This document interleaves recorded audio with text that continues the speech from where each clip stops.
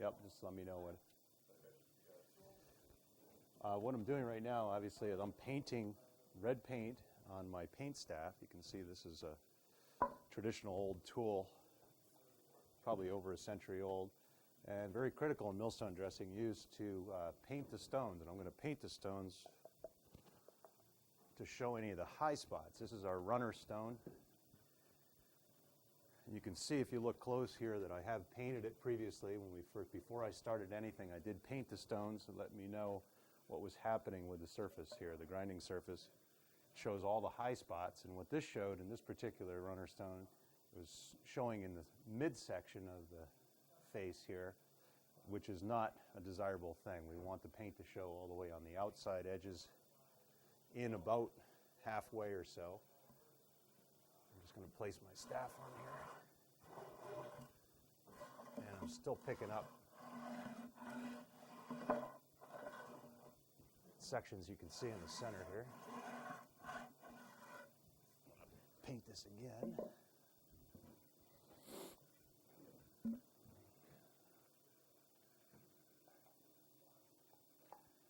And this is a way of just testing the surface.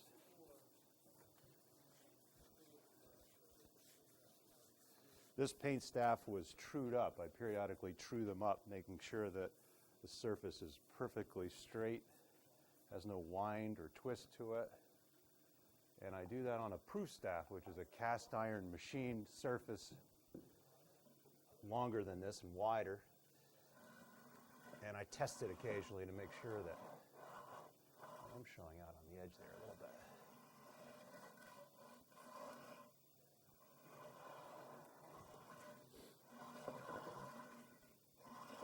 I'll give it a little more paint because it's showing up more and more where I want it.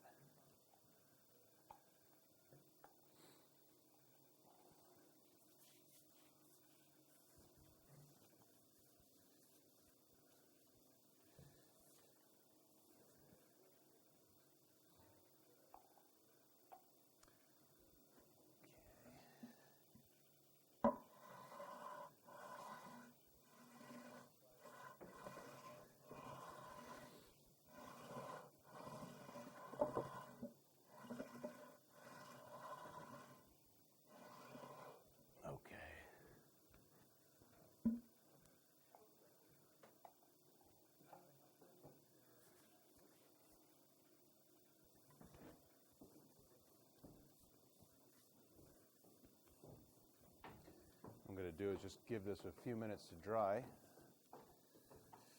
Take that down when I get this back.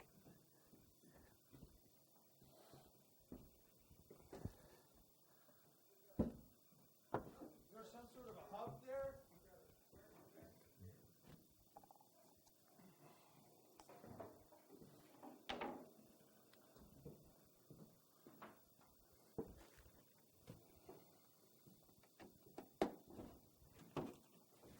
Just thousandth or two, several thousandths of an inch, so not much.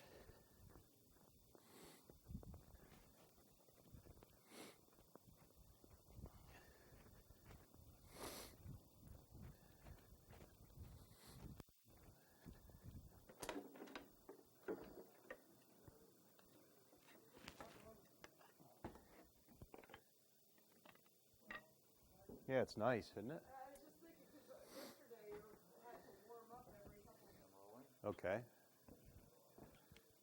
Heather's going to help me here. We're going to show you, this is the millstone crane. And a lot of folks will come to the mill and ask how you remove the top stone from the bedstone, the runner stone from the bedstone. This is the bedstone, in order to dress it and turn it over upside down, exposing both grinding faces. We use the crane. You see the crane pivots. It's got the screw, of course, and these bales. If Heather, grab that other bale like you got it. It's kind of stiff here. We're going to just show you. There's two pinholes, you see. This goes into that. Located on opposite sides of the runner stone.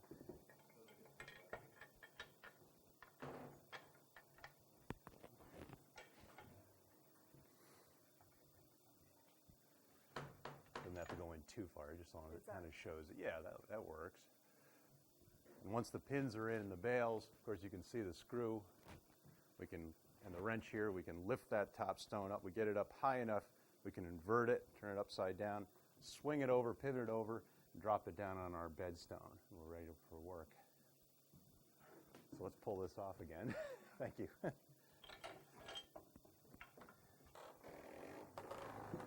I mean, it's really, when you think about the weight of this runner stone, that's as far as we're going. You think of the weight of the runner stone,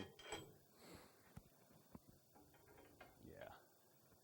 It would be impossible to lift this by hand without the use of the crane. On the bed stone, well, you can see the spindle is missing right at this point. The spindle is what drives the runner stone, and the neck bearing is missing at this point too. We're under restoration, and their plans of putting that back in, obviously, before we put the runner stone back in position and operate it. If you look, just want to explain quickly what I've done here. I've completed dressing this bed stone, and of course you can see my red paint showing my grinding face, the high spots. This is what I want. This is what I'm trying to achieve on my runner stone. I've come in and the lands, the flat surfaces that you see, between the grooves or furrows, the deeper cuts on the millstones, I've put these fine lines, these cracking lines or stitching lines they call them, using my millstone picks, which I will show you and demonstrate in a short while.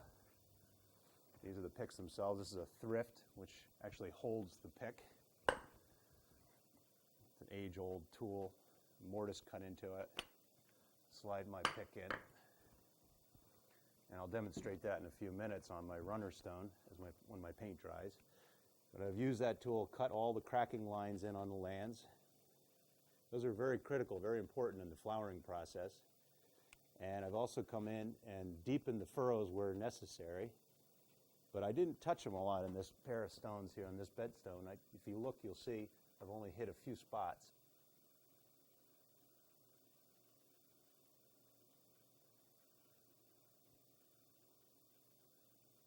See, in this bed stone and in the runner, which I'm going to show you in a few minutes, they're plenty deep enough for grinding corn, and that's what they want to do with this pair of millstones.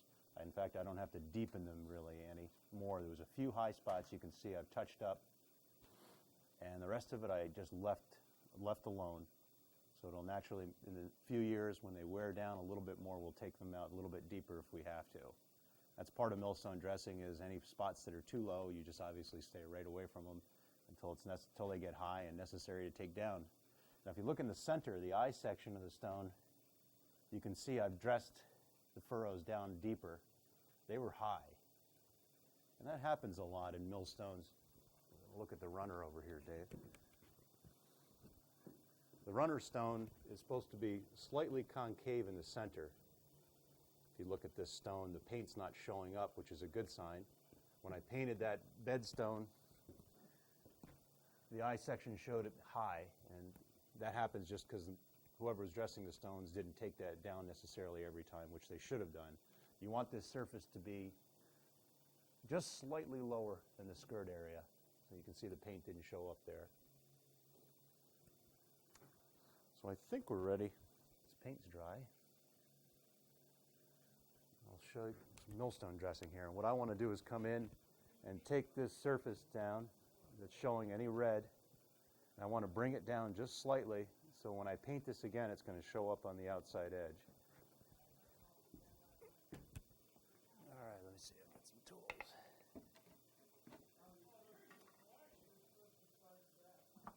Okay. Yep. Sure. I'm going to come, as talked about earlier, I've painted the stones. This is actually the second time I've painted them. The first time I painted them, it showed quite a bit of paint in the midsection of my grinding surface, my grinding face. I took that down completely around the whole area. And now I'm going to come back in. I painted it again. It showed a little bit more paint on the outside skirt area, but it showed it again on the midsection right in here.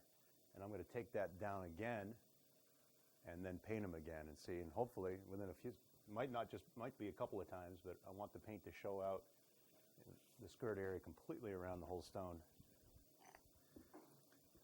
Now this sack here is called a bist.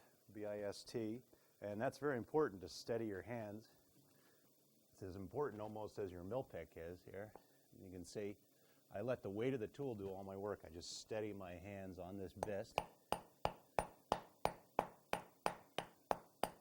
And I'm going to come in here and just take the surface that has red paint on it down.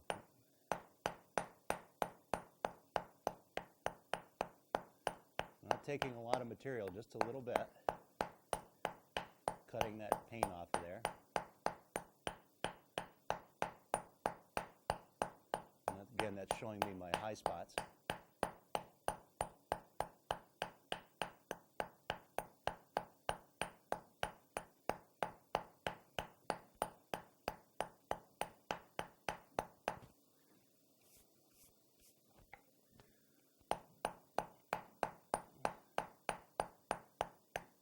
Paint's just a little damp yet, so it's clinging on, but you can see it's taking it right off. Just a little bit of stone.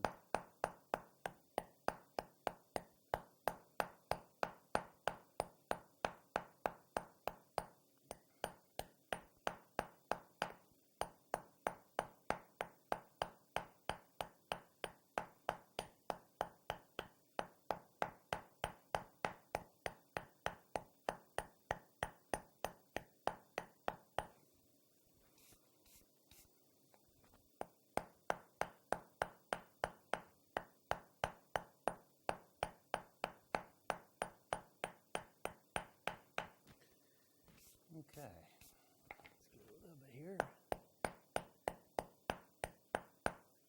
I'm going to move right on to the next one here.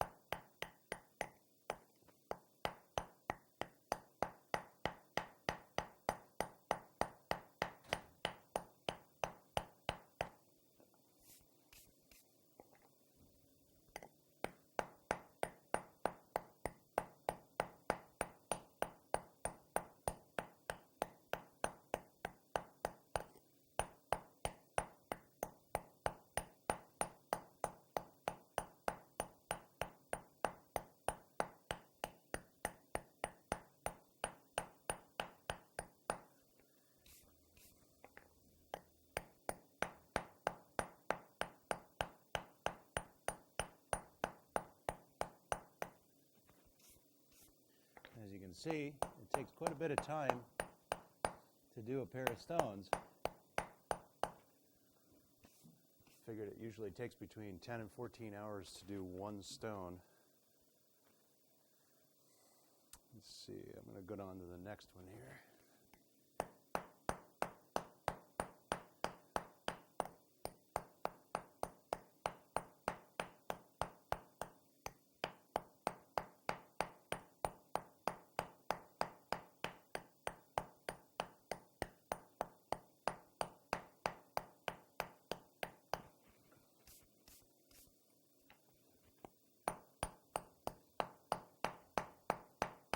Of course, that 10 to 14 hours would be a complete millstone dressing, not just what I'm doing here.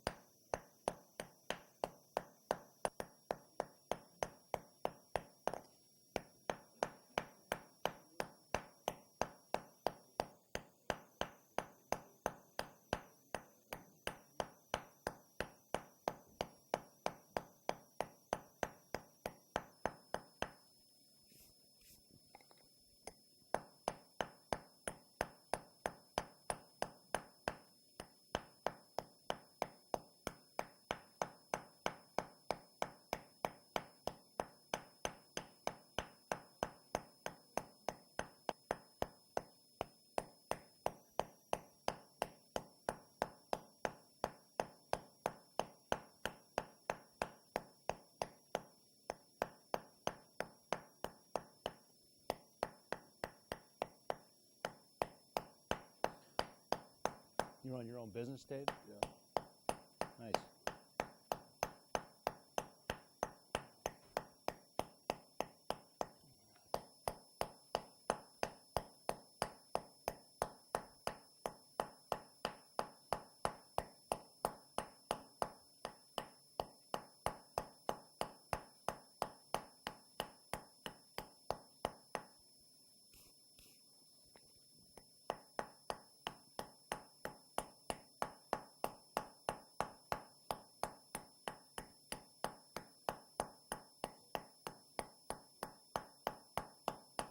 First love is historic sites, you know, and mill museums.